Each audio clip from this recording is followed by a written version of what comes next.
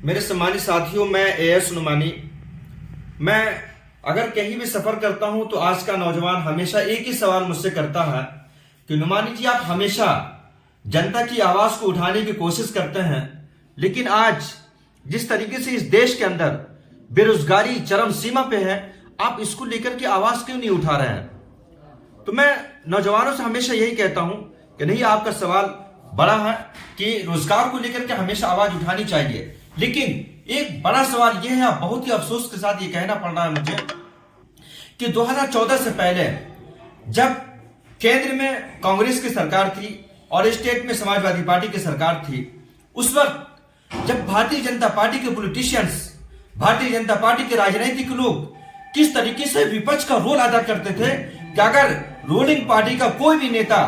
अगर कोई भी गलत तरीके से कोई भी काम कर रहा है, महंगाई को लेकर के या बेरोजगारी को लेकर के या किसी भी अन्य समस्याओं को लेकर के, तो फौरन भारतीय जनता पार्टी के लोग रोड पे उतर जाते थे, धरना प्रदर्शन करते थे, आंदोलन करते थे, यहां तक कि जेल भरो आंदोलन भी करते थे और किसी भी तरीके से सरकार से या सरकार के लोगों से डरने का काम बिल्कुल नहीं करते थे। लेकिन एक बड़ा सवाल है और गंभीर सवाल इस देश के विपक्ष के नेताओं के लिए कि जिस दिन से भारतीय जनता पार्टी की सरकार 2014 से आई है, उस दिन से इस देश के अंदर ऐसा महसूस हो रहा है कि बिल्कुल विपक्ष के नेता बिल्कुल या तो विदेश भाग गए हैं या तो ऐसा लग रहा है कि बिल्कुल गहरी नींद में सो चुके हैं। इसलिए कि आज जिस तरीके से महंगाई चरम सीमा पे है, बेरोजगारी है, लेकिन किसी भी तरीके से चाहे जिस पार्टी के पॉलिटिशियन हो, चाहे कांग्रेस को हो, सपा हो, बसपा हो या और भी देश में बहुत सारे ऐसे संगठन चल रहे हैं, कोई भी किसी भी तरीके से इस गंभीर मुद्दे को, बड़े मुद्दे को किसी को उठाने की, कोई भी इंसान उठाने की जरूरत ही नहीं कर रहा है। जब लोगों से सवाल किया जाता है, विपक्ष के नेताओं से जब ये सवाल कहा जाता है कि आखिर आप इन बड़े मुद्दों पे आप क्यों नहीं आवाज उठाते हैं, तो उनका हमेशा मुस्कुराते हुए एक ही सवाल रहता है कि मैं ऐसा ना हो कि अगर मैं आवाज उठाऊं तो मेरे ऊपर भी, मेरे घर पे या मेरे ऑफिस पे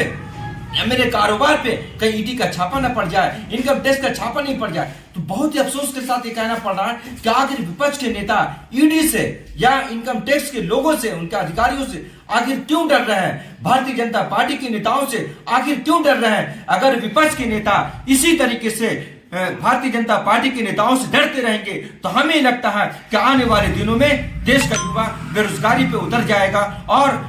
देश का युवा भूखमरी के कगार पर आ जाएगा। इसलिए विपक्ष के नेताओं से हाथ जोड़ के निवेदन है कि आप आंदोलन कीजिए इस नौजवानों के लिए। अगर इस नौजवानों के लिए आपको जेल के सलाखों के पीछे जाना पड़े तो आपको जाना ही पड़ेगा। अगर आप नहीं जाते हैं तो हमें यह लगता है कि आपकी भी राजनीति खत्म हो जाएगी और भारतीय जनता पार्टी इस देश के अंदर राजनीतिक जो एक सिस्टम चल रहा है उसको पूरे तौर पर खत्म कर करके इस देश के अंदर बादशाहत करने के लिए हर तरीके से हर एक हथकंडा अपनाने की कोशिश करेंगे। इसलिए मैं विपक्ष के